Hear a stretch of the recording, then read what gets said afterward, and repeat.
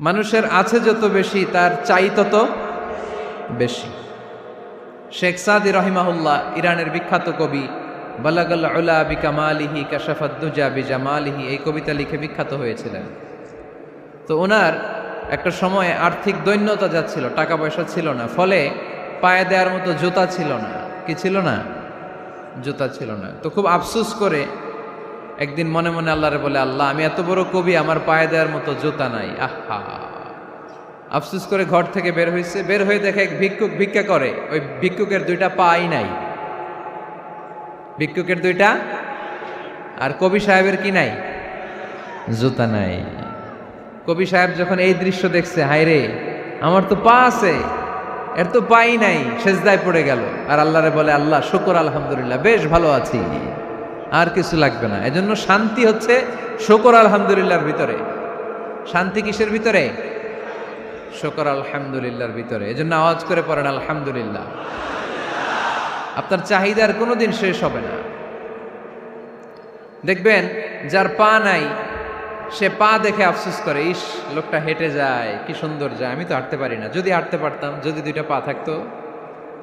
যার পা আছে সে সাইকেলওয়ালাদেরকে দেখে আফসোস করে, ইস আমার যদি একটা সাইকেল থাকতো তাহলে তার হাঁটা লাগতো না, সাইকেল দিয়ে বাজারে যেতাম।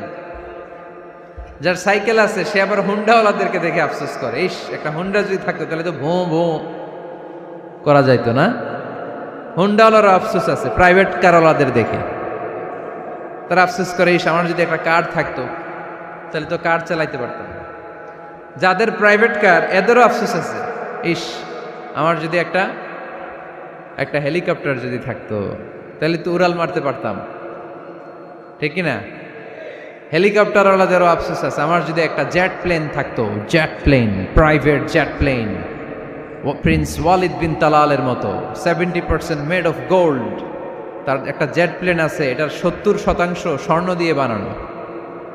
তার মানে চাওয়ার কোনো শেষ আছে? নাই। সুখ শান্তি যদি চান, অলওয়েজ পড়বেন আলহামদুলিল্লাহ। কে পড়বেন? টাকা যার বেশি টেনশন তার বেশি। সাধারণত টাকা যার বেশি রোগ তার বেশি, টাকা যার বেশি শান্তি তার কম। আপনি খোঁজ নিয়ে দেখেন, 1000 কোটি টাকার মালিক, ঘরে শান্তি নাই, স্ত্রীর সাথে মনোমালিন্য, স্ত্রী যায় একদিকে, উনি যায় আরেকদিকে, পোলায় কই যায় পোলায় নিজেও জানে না, মেয়ের অবস্থা খারাপ, আরেক ছেলের সাথে হাঁটে।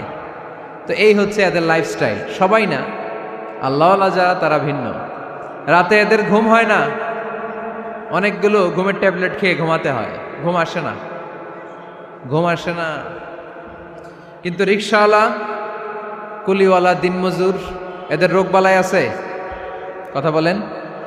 খাওয়ার সমস্যা আছে, ঘুমের সমস্যা আছে, শুইলেই ঘুম আসে, যেখানে রাইত ওইখানেই কাইত। ঘুমাইতে দেরি, নাক ডাকতে দেরি হয় না, ওর নাকের ডাকের আওয়াজে ট্রাকের ইঞ্জিনও ফেল। শান্তির ঘুম। এই জন্য সবসময় শান্তি খুঁজতে হবে। কি খুঁজবো? শান্তি দেওয়ার মালিককে। আল্লাহ তুমি এই দেশটাকে শান্তিময় করো। আসুন আমরা